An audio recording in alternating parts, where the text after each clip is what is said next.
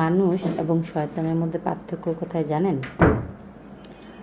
শয়তান ভুল করেছিল, মানুষও কিন্তু ভুল করেছিল, কিন্তু মানুষ যেটা করেছিল আল্লাহর কাছে ক্ষমা চেয়েছিল। সে আল্লাহ ক্ষমা না করা পর্যন্ত আমাদের আদম আলাইসাল্লাম আল্লাহর কাছে ক্ষমা প্রার্থনা করে গিয়েছিলেন।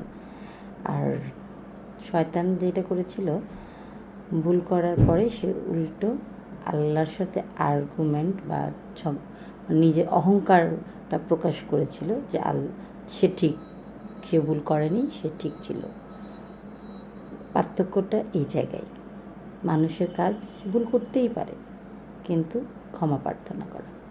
এখন আমার কথা হচ্ছে যে আসলে আমরা কি করতেছি? আমরা কি শয়তানকে ফলো করতেছি নাকি আমাদের নবীদেরকে ফলো করছি? ব্যাস।